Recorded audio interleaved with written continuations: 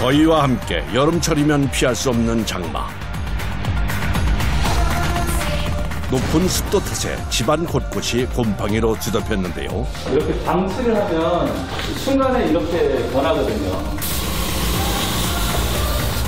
건강한 여름나기를 위해서 곰팡이 제거는 필수입니다.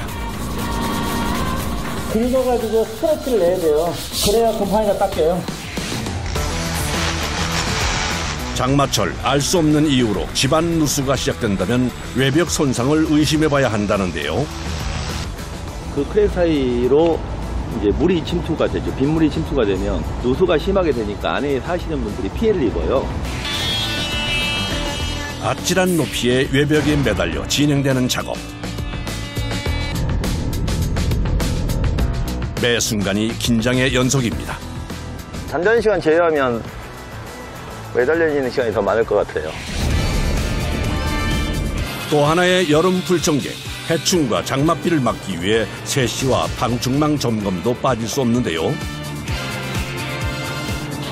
먼지가 많으면 어쩔 수 없이 저희가 먼지를 다 먹긴 하지만 그래도 해야죠.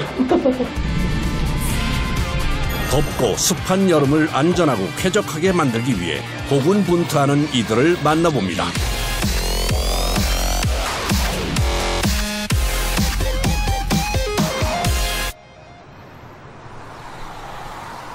무더운 여름이 시작되면 밀려드는 의뢰에 바빠진다는 작업자들. 사시가 너무 많이 덜컹거리고 외풍이 너무 심해서 그 부분 이제 수리 목적으로 방문하였습니다. 고장난 세시 수리를 위해 찾은 아파트. 네, 안녕하세요. 안녕하세요. 문제 있으신가요? 지금 여기가 네. 잘 안 열려요. 제 힘으로도 잘 안 열려서 되게 힘들게 막 간신히 열고 네. 또 간신히 닫고. 네. 샤시 길이 지금 길에 싱크홀이 생긴 상태.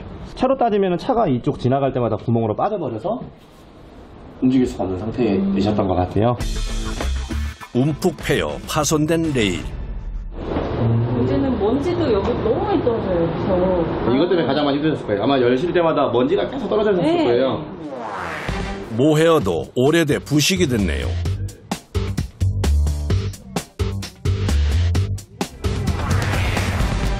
이것 때문에 따님도 스트레스 많이 받으셨을 건데요. 먼지가 굉장히 많이 날렸을 거니까. 그래서 비염이 있는데 네. 바람이 더 부니까 더 심해져요. 세시가 제 역할을 못하는 상태인데요. 솔직히 말씀드리면 최악의 상황.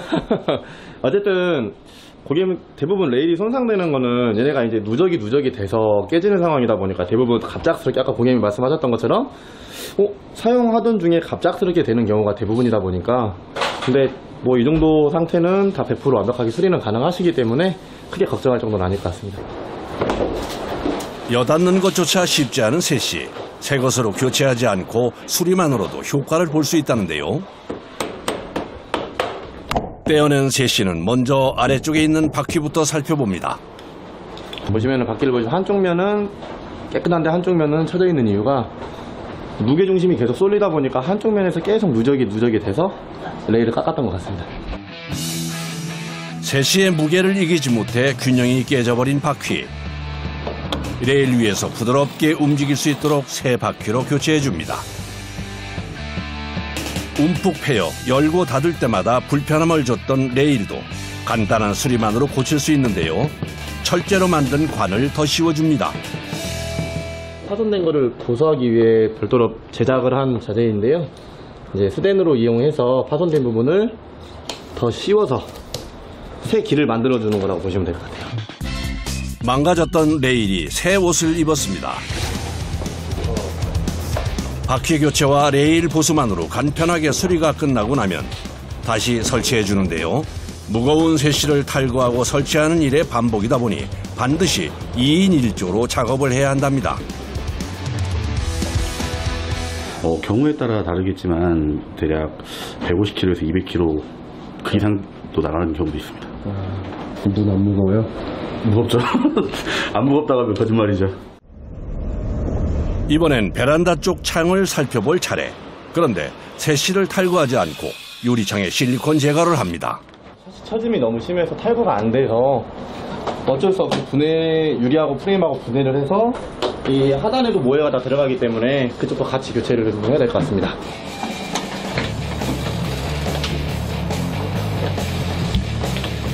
세시의 유리를 고정해주던 실리콘을 제거한 후 틀만 빼내어 작업을 하는 방식인데요. 먼저 세시의 틀 안에 있던 모헤어부터 제거해줍니다. 모헤어가 닳게 되면 먼지와 외풍의 원인이 된다는데요. 한여름에 눈 내리는 걸 많이 보죠. 이런 게 뭐 무슨 기능이 있는지도 몰랐어요. 창문에 외풍이 들어오는 것도 창틀에서만 들어온다고 생각했지 이런 걸로 막아준다고는 생각을 못했죠. 창과 창 사이를 막아주는 모헤어가 닳게 되면 먼지 유입은 물론 그 틈새로 벌레까지 들어올 수 있다는군요. 바로 이런 경우도 있습니다. 먼지가 많으면 어쩔 수 없이 저희가 먼지를 다 먹긴 하지만 그래도 해야죠. 샤시 안에 이제 모해가 다 부식이 돼서 다 공기중으로 날리는 상황이에요.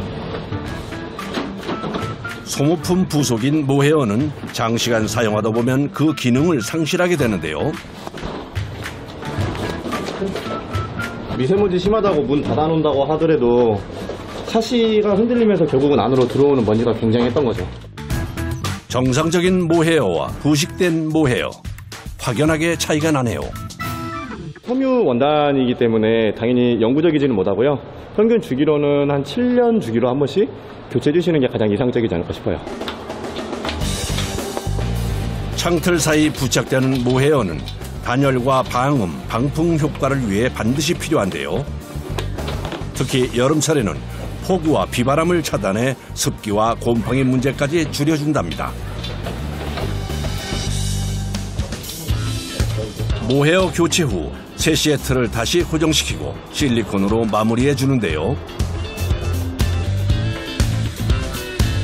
수리 과정에서 발생한 먼지 제거까지 깔끔하게 정리합니다. 창을 빼는 과정에도 모해가 많이 떨어지기 때문에 저희가 창을 최종적으로 넣기 전에 한번 미청소를 하고 있습니다. 교체를 하게 되면 큰 비용이 발생하는 세시. 부품 교체와 간단한 수리만으로도 제 기능을 되살릴 수 있네요. 하하, 세시를 수리해보니 어떠신가요? 부드럽게 너무 잘 열려요. 외풍 때문에 가장 걱정도 많아졌고 또 비염 때문에 고생 많이 하셨을 것 같은데 앞으로는 조금 더 쾌적하게 오늘 비염도 완치됐으면 좋겠고 만족스러운 결과가 나와서 일하는 입장에서는 뿌듯하죠. 여름철 의뢰가 많은 또 하나의 작업.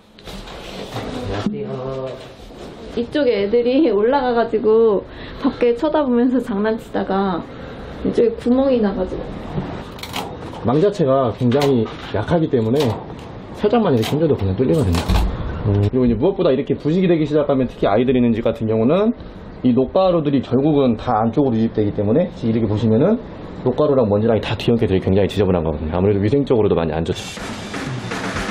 부식이 시작된 방충망은 벌레 유입을 막는 기능 상실뿐 아니라 유해 먼지의 주범이 되기도 한답니다. 본격적인 방충망 수리 전 바닥 보호제부터 준비해 주는데요. 수리가 필요한 방충망을 떼어낼 때는 떨어뜨리거나 주변 창이 다치지 않도록 주의를 해야 한다는군요. 방충망을 가지고 주차장으로 내려온 작업자. 부식된 철망을 뜯어내고 새로운 망을 틀에 맞춰 설치해 주는데요. 일반 금속 원산이 아닌 이제 섬유 원단이라고 보시면 될 것 같아요. 특히 이제 아이들 있는 집 같은 경우는 부식 걱정이 없고 혹시라도 아이들이 만졌을 때 손이 다친다거나 그럴 염려가 최소화되고 그리고 이제 일반 망에 비해 규격이 많이 촘촘하기 때문에 작은 날벌레까지도 차단이 가능한 방충망으로 준비하였습니다. 틀에 맞춰서 재단해 준 후 꼼꼼하게 부착해주면 완성되는 방충망. 촘촘하고 미세한 짜임으로 작은 벌레는 물론 먼지 차단 기능까지 갖추고 있답니다. 망 교체가 끝나고 난 후 다시 제자리에 설치해주면 방충망 수리가 끝나는데요. 1시간 간단한 수리만으로 바뀐 방충망 어떠신가요? 지난번에는 자꾸 이렇게 하다가 손 다칠까봐 걱정됐는데 다칠 염려가 없어서 좋을 것 같아요. 여름철 걱정이었던 벌레 차단은 물론 아이들의 안전까지 이제 안심할 수 있겠네요. 반복적으로 무거운 새씨를 다루는 작업자들의 손은 상처로 가득한데요. 무거운 샤시들을 많이 들다 보니까 손가락 관절들에 무리가 많이 가긴 하는 것 같아요. 이게 어떻게 보면 하나의 훈장이죠.